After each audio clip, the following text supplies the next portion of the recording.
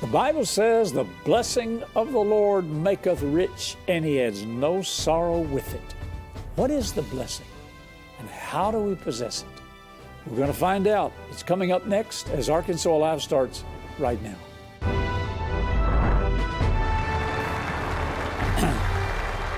If you'll remember yesterday, I explained how we have downgraded the term bless or blessed by using it in our colloquial slang. Somebody sneezes, we say, oh, bless you. God bless you. We use the word loosely, and yet we get offended when somebody reads this verse to you and tries to teach us that God wants us blessed. To some, the word rich is a four-letter word. Well, so is the word poor. They're both four-letter words. Well, we don't have any problems with the word poor, but we have problems with the word rich. In Proverbs 10:22, our text, it says, the blessing of the Lord maketh rich. The blessing makes rich. And he adds no sorrow with it. And I gave you an example yesterday in Genesis chapter 3, where after Adam and Eve had sinned, God said, now you're going to work by the sweat of your brow, you're going to labor, and you're going to have sorrow. Well, Proverbs 10:22 says the blessing makes rich, and he adds no sorrow to it. The blessing's still out there. Adam and Eve just separated themselves from it. We want to find out, or I wanted to find out, what the blessing was really referring to. There's so many references to the blessing. There's the blessing of obedience. There's the priestly blessing. There's Abraham's blessing. So I wanted to know, okay, where did all this begin, Lord? And he showed me. And Genesis chapter 1. Here is, this is the beginning of the blessing. If you want to find out the beginning of anything, go to Genesis. Look at verse 26. God said, let us make man in our image, after our likeness. Let them have dominion over the fish of the sea, the fowl of the air, the cattle, over all the earth, every creeping thing that creeps on the earth. So God created man in his own image. In the image of God created he him, male and female created he them. Now listen to the next verse. And God blessed them. Another definition of blessed is to say something good about. God blessed them. Say it again. God blessed them. You'll see all through the scriptures, Isaac blessed, Abraham blessed. They understood the power of the blessing. When the father, the patriarch, would bless his children, they were blessed. Now, where did all that come from? It came from the garden. It came from the beginning. It says, God blessed them. Here's the full understanding. And said unto them. Here's the speaking part of the blessing. In our Western culture, we don't understand much about blessing. But in the Middle East, everything is based on blessing.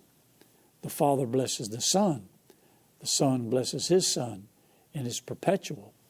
This is how God designed it. God blessed Adam.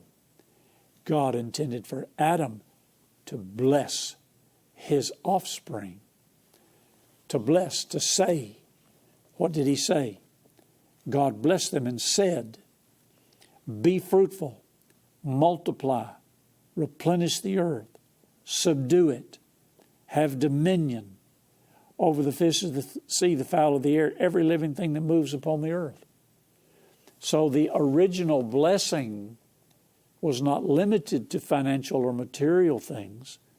The original blessing encompassed everything that God had given Adam and Eve. And some commentators say that this original blessing was more about provision, because Adam and Eve had to eat, they had to live, they had to replenish the earth, so that the original blessing had to do with provision more than it did finances or money or wealth or prosperity. But the main point to get out of this is God blessed them. That's where the blessing began. It began in the garden with God saying to Adam and Eve, "Be blessed. I say unto you, be blessed. Take dominion." Now, we've talked about different blessings. We'll examine some of them more in detail, because there are many blessings in the Bible. But let me make these comments to you. Sin and demons can hinder the blessing. Nobody can stop the blessing. The blessing is given by God. It's ongoing. A friend of mine who serves in the legislature has been highly criticized and threatened in some cases. And I encouraged him the other day, and I said, the Bible says you cannot curse what God has blessed. The blessing is given by God. It's a perpetual blessing, and it's going to continue forever. The curse cannot overtake the blessing. You cannot curse what God has blessed. I knew Lester Sumrall very well and traveled with him around the world, and had him in our church many times. I preached in his church, had him in my home. I was in his home. He was a very powerful man, and I was with him one time where a lady stopped him before he was going out to minister and said, I'm a witch, and I place a curse on you. And it didn't faze him one bit. He said, I'm redeemed from curses, and you can't curse what God has blessed. And since you believe in them, I just send that curse back to you double. And turned around and walked off. Once you understand and know the Scriptures, you won't be intimidated by demons. You won't be enticed by sin. But sin and demons can hinder the blessing, and they do it any number of ways. Now follow my thinking here. The blessing is not unconditional. You heard me right. God's love is unconditional, but the blessing is conditional in this respect. Listen very carefully. You must believe in the blessing, and you must know how to activate the blessing. The blessing is not just going to come. The blessing is given. The blessing is there. It's out there. God's already spoken it. But it's not unconditional. If it were, everybody could qualify for the blessing. The blessing is available to everybody, but the blessing is not going to come to everybody because they either won't, can't, or refuse to meet the conditions. Now you think about it. God's love is unconditional, but the blessing is not unconditional. You have to believe it. You have to believe it and receive it and take it. You have to know how to activate it. Now, let's go on and read the rest of this. To me, this is real important. So we know where the blessing came from. We know where it started. We know what it is. God blessed. And He said. Now, we're going to take a long trip this week and look at these things in detail, but I'm kind of giving you a thumbnail summary of where we're going. God blessed, and He said. He gave them the blessing. He gave them the commandment. He gave them the understanding of replenishing, multiplying, subduing. And then in verse 29, now here's the key to the whole thing in activating the blessing. And God said, behold, I have given you every herb-bearing seed, the marginal reference says seeding seed, which is upon the face of all the earth, and every tree in the which is the fruit of a tree yielding seed, to you it shall be for plenty, for meat, or for plenty, or for provision. Now put this together. In verse 28, God says, I bless you. God blessed Adam and Eve. This is where the blessing, Proverbs 10:22, this is where the blessing originated. The blessing, it makes rich. He has no sorrow with it. The origination of the blessing is in Genesis 1, when God said, verse 28, God blessed them and said, He told them what their blessing was: provision, dominion, authority, all the earth. But then He said, now here is how you activate or participate or produce the blessing. I'm giving you every seeding seed. You're going to have to plant it. You're going to have to plant the seed to obtain the blessing. No seed, no blessing. The blessing's given. It's there. But it's not unconditional. The condition for the blessing was planting the seed. You have to plant the seed. No mother, no wife, no husband and wife. And today, unfortunately, thanks to our previous president and the Supreme Court, you have to make these things clear. No man and woman that are married in holy matrimony, no husband and wife, no man and woman, no male and female, no female can impregnate herself. No female can be with child. No female, no wife can have a baby without the father's seed fertilizing the egg. You can't think yourself pregnant. While pregnancy is available, you still have to have someone to plant the seed. And this is universal throughout the Bible. I mean, there's no fruit, there's no crop, there's nothing without a seed. In Galatians 6:7 it says, don't be deceived. God is not mocked. Whatever a man sows, that shall he also reap.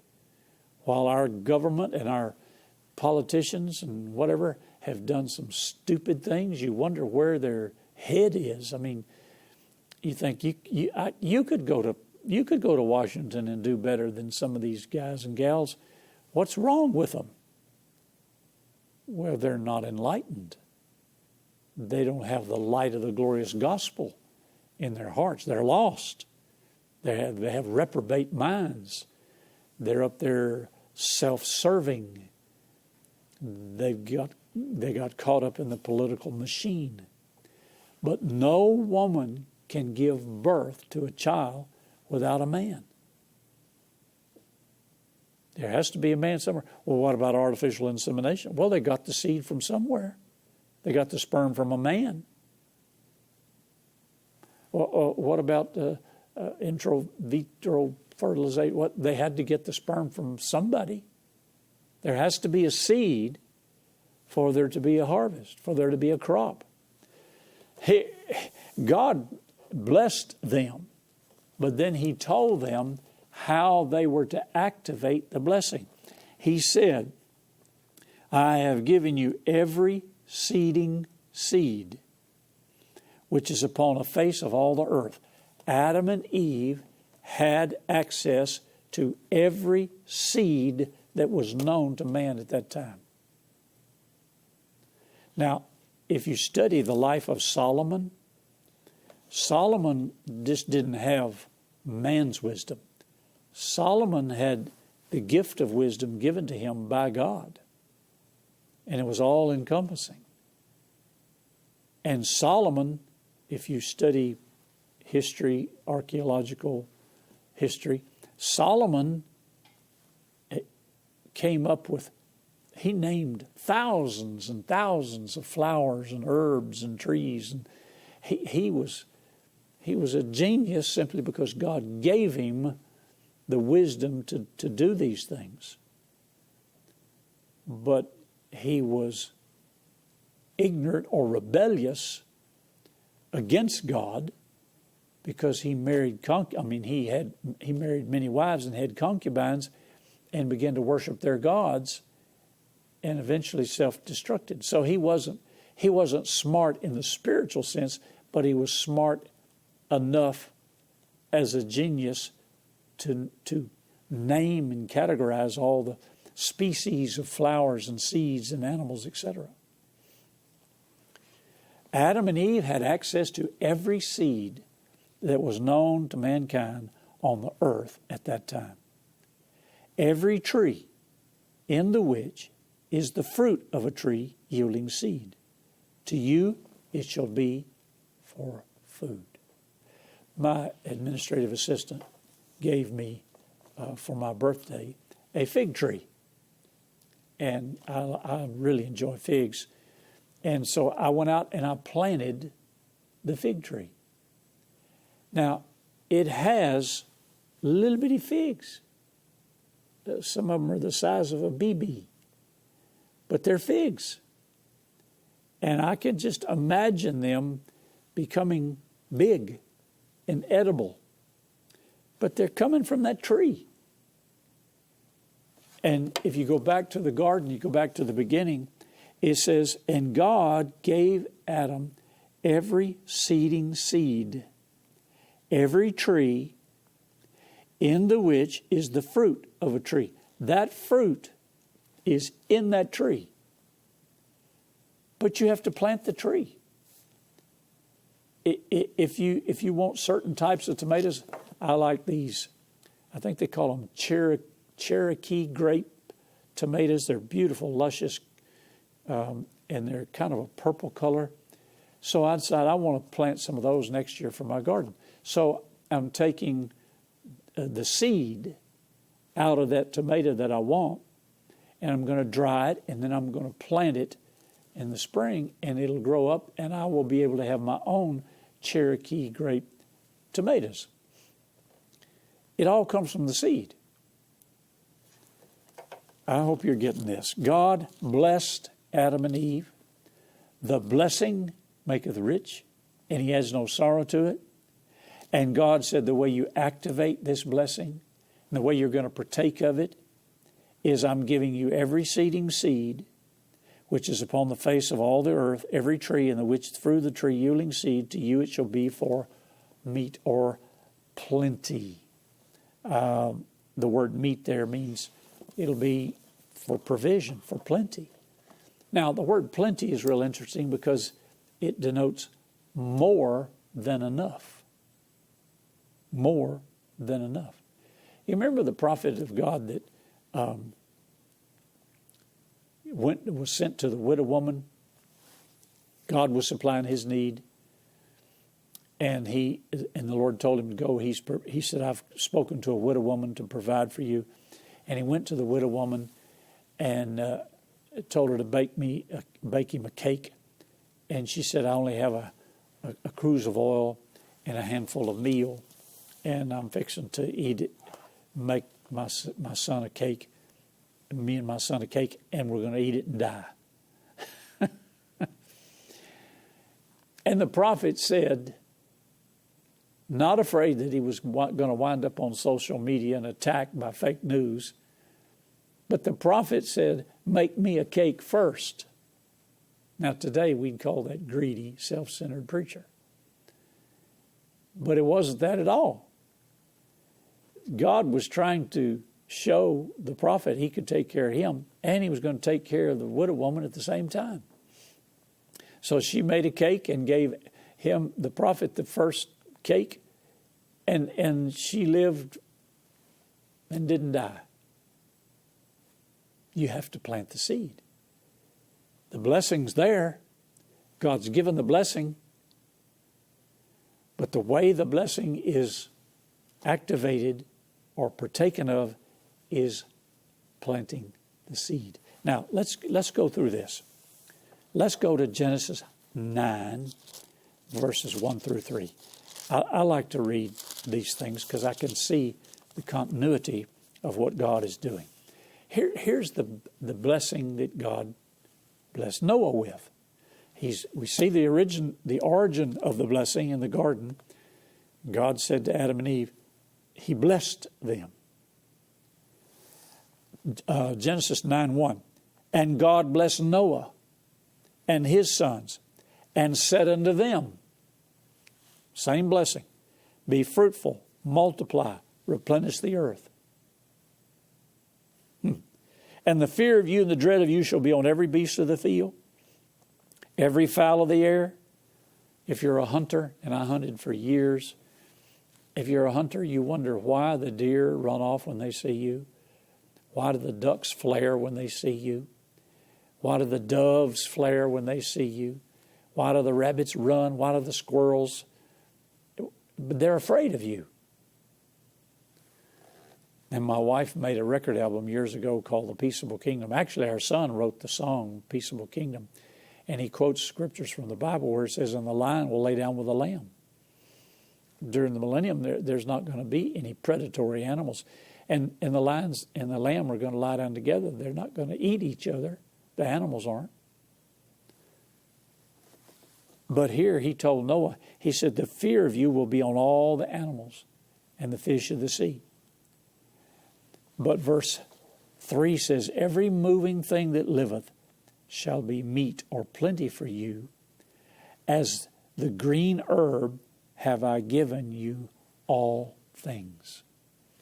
I've given you everything. This is the blessing. Now, let's go over to Genesis 12, verses 1, 2, and 3. Now, here we'll see a window into the purpose of the blessing.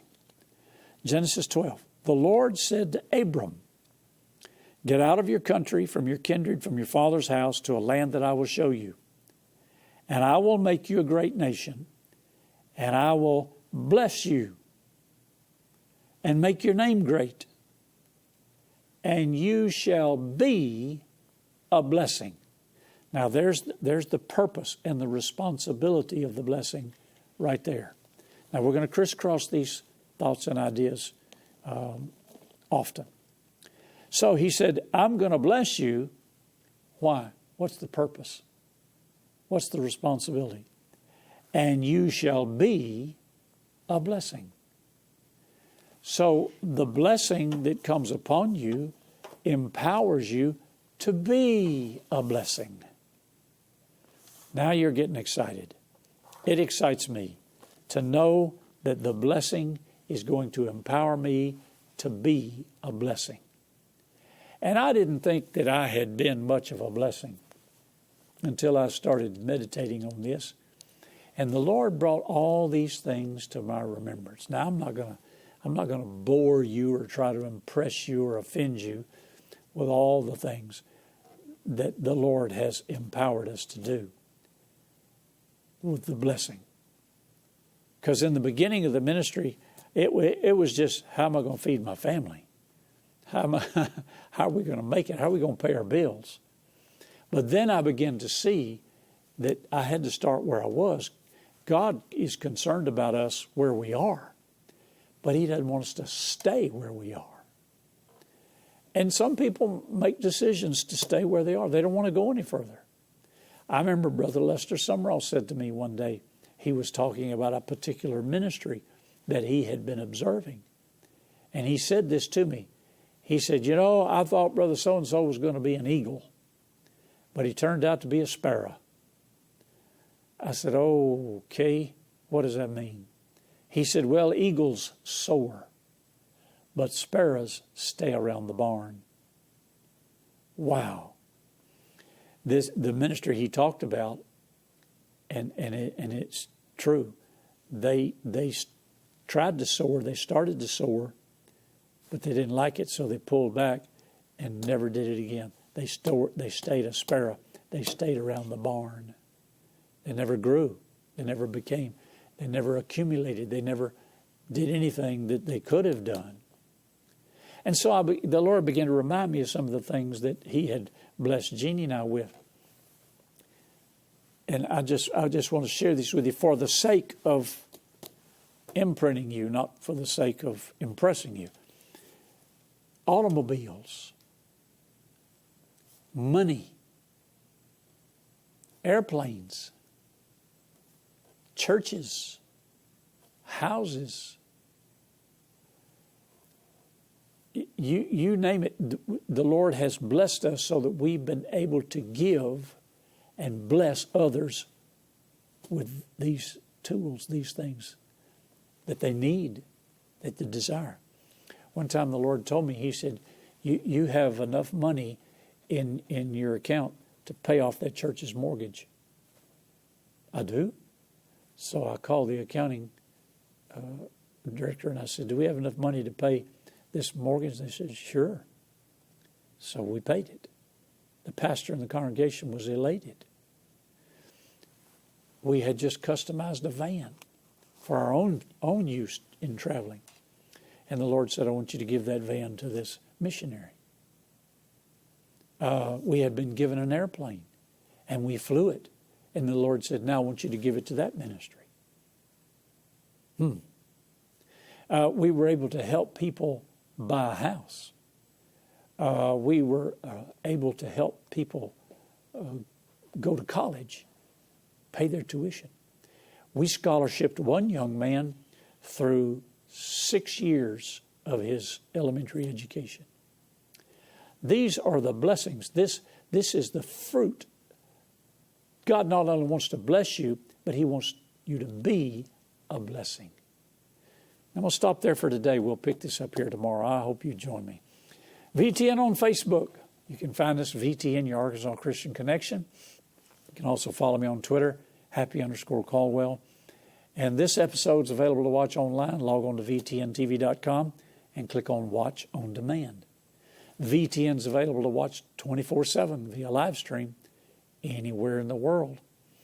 And so call your friends and neighbors, family, and log on to VTNTV.com and click on live stream. See you tomorrow. Remember, Jesus is Lord of Arkansas and where you're watching too.